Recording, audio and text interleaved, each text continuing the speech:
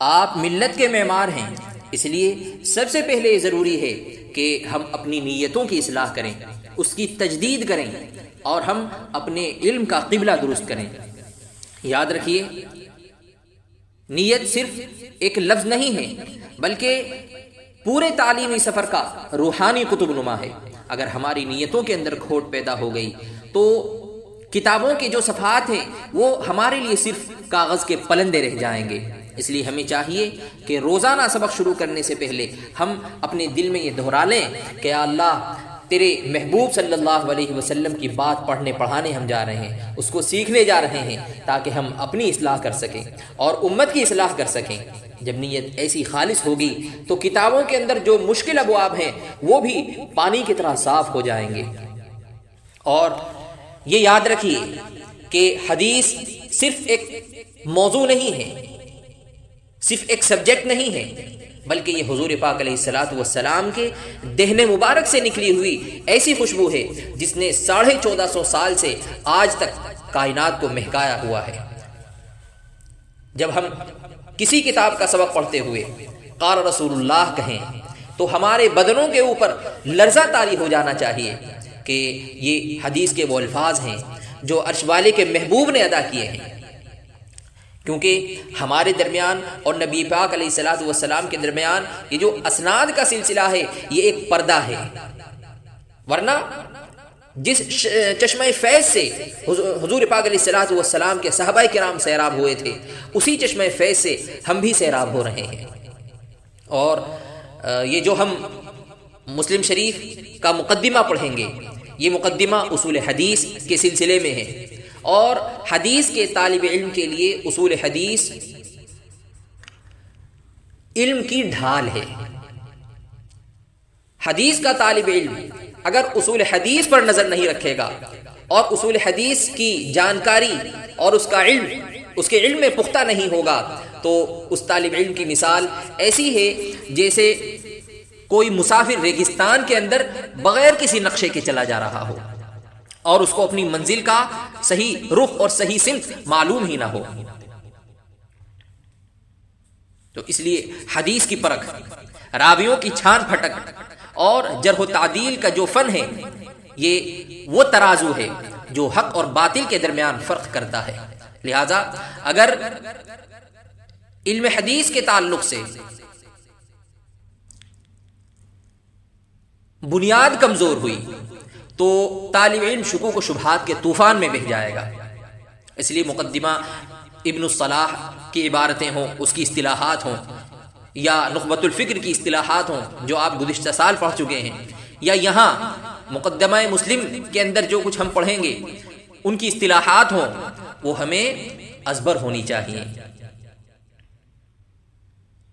اور یاد رکھنا چاہیے کہ علم جو ہے وہ صرف کتابوں سے نہیں، علم دراصل سینوں سے منتقل ہوتا ہے۔ جس نے صاحب کتاب کے اور استاذ کے جوتے سیدھے کیے وہ کندن بن جاتا ہے۔ استاذ کی جو ڈانٹ ہوتی ہے وہ طالب علم کی زندگی کے لیے تعمیر ہوتی ہے۔ استاد کی ڈانٹ طالب علم کی زندگی کے لیے تعمیر ہے۔ لہذا استاذ کی مجلس میں ایسے بیٹھنا چاہیے جیسے اس کے سر پر پرندے بیٹھے ہوں۔ ادب ہوگا تو علم کے اندر نور آئے گا، اور بغیر ادب کے تو محض معلومات رہ جائیں گی۔ دراصل جو علم ہے وہ حاصل نہیں ہو سکے گا۔ علم تو ایک درخت ہے، اور جب انسان کے پاس علم آتا ہے تو اگر وہ انسان، وہ طالب علم اس علم پر عمل نہیں کرتا تو وہ ایسا ہے جیسے بغیر پھل کا درخت۔ تو علم ایک درخت ہے اور عمل اس کا پھل ہے۔ یہ بتائیے کہ وہ علم کس کام کا ہے جس علم سے ہماری تہجد زندہ نہ ہو، ہمارے اخلاق کے اندر نرمی پیدا نہ ہو۔ چنانچہ ہم نے اگر آج کتاب کے اندر حدیث کے کسی بھی سبق کے اندر مسواک کی فضیلت پڑھی تو ہماری جیب کے اندر سب سے پہلے مسواک ہونی چاہیے۔ اگر ہم نے حسن خلق کا باب پڑھا ہے تو ہمارے ساتھی ہماری زبان سے محفوظ رہنے چاہیے۔ علم کو عمل کی قبا پہنائیے تاکہ چلتے پھرتے ہم سنت کا نمونہ بن کر ظاہر ہوں۔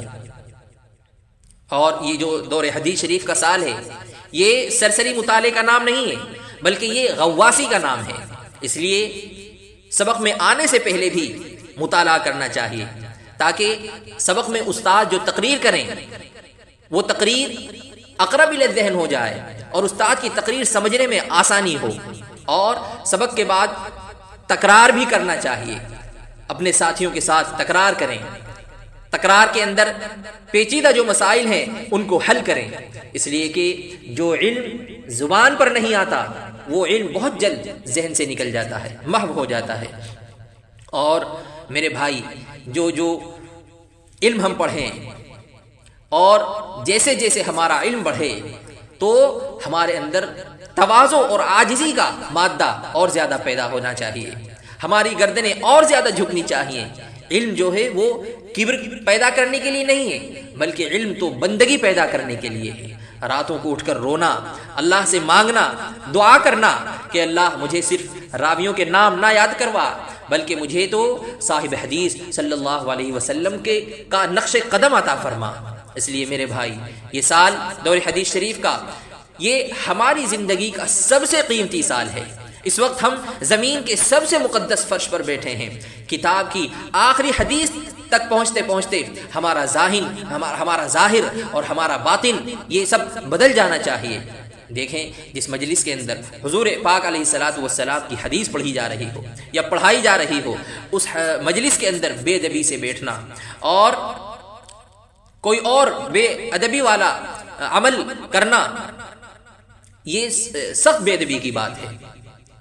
حضور پاک علیہ الصلوۃ والسلام کے فرامین کا، آپ کے فرمودات کا احترام آپ کے پردہ فرما جانے کے بعد بھی ایسا ہی ضروری ہے جیسا کہ آپ کی حیات میں تھا۔ حضرت امام بخاری رحمۃ اللہ علیہ کے استاد حضرت امام عبد الرحمن بن مہدی رحمۃ اللہ علیہ فرماتے ہیں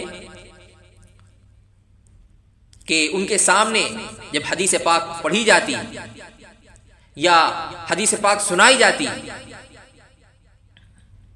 تو وہ از خود ہی لوگوں کو خاموش رہنے کا حکم دیتے تھے، اور یہ فرمایا کرتے تھے لا ترفعوا اصواتکم فوق صوت النبی، کہ اپنی آوازوں کو نبی کی آواز سے اوپر نہ اٹھاؤ۔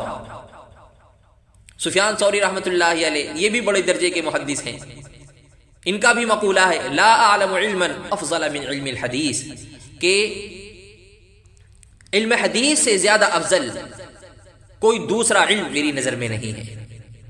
تو علم حدیث افضل العلوم الشرعیہ ہے، شرعی علوم کے اندر سب سے افضل علم حدیث ہے۔ جتنے بھی علوم شرعیہ ہیں ان تمام کے اندر علم حدیث ایسا علم ہے کہ دیگر تمام علوم شرعیہ اس علم کی طرف محتاج ہیں۔ حافظ ابن قیم رحمۃ اللہ علیہ فرماتے ہیں کہ حضور کی آواز پر اپنی آواز کو بلند کرنا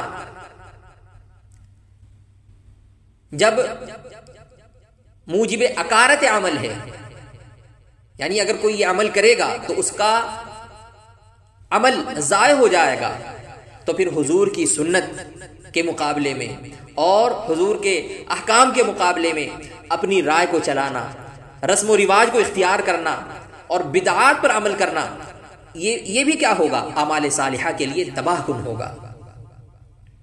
حضرت سعید بن المسیب رحمۃ اللہ علیہ یہ رئیس التابعین ہیں، یہ سخت بیمار ہیں، لیٹے ہوئے ہیں، اسی حالت میں کسی نے آ کر ان سے کوئی حدیث دریافت کی تو فوراً وہ اٹھ کر بیٹھ گئے اور بیٹھ کر وہ حدیث پاک ان کو بتائی۔ سائل نے پوچھا کہ آپ اتنے شدید بیمار ہیں، آپ نے اس بیماری میں اتنی تکلیف کیوں اٹھائی؟ تو فرمایا کہ میں اس چیز کو پسند نہیں کرتا کہ حضور پاک علیہ الصلوۃ والسلام کی حدیث لیٹے لیٹے بیان کروں۔ موطا امام مالک بھی آپ پڑھیں گے، آپ کے نصاب کے اندر موطا امام مالک کے کچھ ابواب بھی شامل ہیں۔ تو امام مالک رحمۃ اللہ علیہ کا معمول بھی یہ تھا کہ جب حدیث پاک کو بیان کرتے تو آپ پہلے غسل کرتے، خوشبو لگاتے اور عمدہ سے عمدہ لباس زیب تن کر کے پوری عاجزی اور تواضع کے ساتھ حدیث پاک بیان کیا کرتے تھے، اور حدیث کی تعظیم کے پیش نظر باوضو ہی حدیث پاک بیان کیا کرتے تھے۔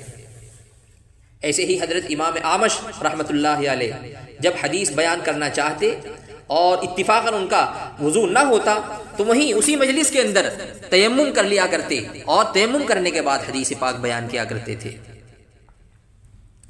ایسے ہی حضرت قتادہ ابن دعامہ رحمۃ اللہ علیہ یہ بھی اس بات کو مستحب سمجھتے تھے کہ حدیثیں وضو کے ساتھ ہی بیان کیے جائیں۔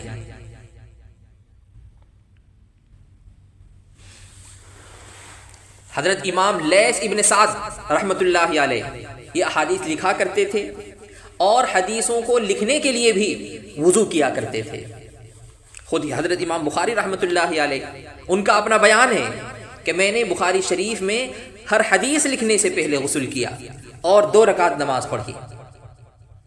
فتح الباری کے مقدمے میں امام بخاری کا ایک قول لکھا ہے حافظ ابن حجر رحمۃ اللہ علیہ نے، ما وضعت فی کتاب الصحیح حدیثا الا اغتسلت قبل ذلك وصلیت رکعتین۔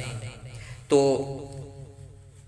ائمہ حدیث کے یہ جو افعال اور اقوال میں نے آپ کے سامنے ذکر کیے، ان سے حدیث کی اہمیت واضح ہوتی ہے۔ ہر دور کے اندر علماء ربانیین نے فن حدیث کو تفسیر سے بھی زیادہ اہمیت دی ہے، کیونکہ فن حدیث در حقیقت قرآن ہی کی تفسیر ہے اور فقہ کا متن ہے۔ اللہ تبارک و تعالیٰ کا جو ارشاد ہے ثم ان علینا بیانہ، یعنی قرآن کو کھول کر بیان کرنا ہمارے ذمے ہے۔ تو حدیث کے بغیر نہ تو قرآن پاک سمجھا جا سکتا ہے اور نہ فقہ کا ذخیرہ جو ہے وہ تیار ہو سکتا ہے۔ تو حدیث کی خدمت در حقیقت قرآن فہمی اور فقہ سازی کی خدمت ہے۔ حدیث تفصیل ہے کتاب اللہ کی اجمال کی، اور فقہ تفصیل ہے حدیث کے اجمال کی۔ قرآن، حدیث اور فقہ یہ آپس میں اس طرح ایک دوسرے سے مربوط ہیں جیسے کوئی درخت ہے، اس کی جڑ ہوتی ہے زمین کے اندر اور اس کا تنا زمین کے باہر ہوتا ہے، اور تنے پر پتیاں، پھول اور پھل چاروں طرف پھیلے ہوئے ہوتے ہیں، اور یہ سب چیزیں ایک دوسرے سے جڑی ہوئی ہوتی ہیں، مربوط ہوتی ہیں۔ تو یاد رکھنا چاہیے حدیث کا انکار دراصل قرآن پاک کا انکار ہے۔ قرآن پاک کو ماننے کے لیے حدیث کو ماننا لازم ہے۔ باقاعدہ سبق میں انشاءاللہ حجیت حدیث باقاعدہ ایک موضوع ہے، اس پر اپنے مقام پر انشاءاللہ بات ہوگی۔ دعا ہے کہ اللہ تبارک و تعالی ہم سب کو صرف عالم دین نہیں بلکہ عالم بعمل بنائے، مبلغ اسلام بنائے، ہر حدیث پاک کو پڑھ کر عامل بالحدیث بنائے اور سنتوں کو زندہ کرنے کی توفیق بخشے، اور حضور پاک علیہ الصلوۃ والسلام کے ساتھ سچی محبت اور لگن ہمارے اندر پیدا فرمائے۔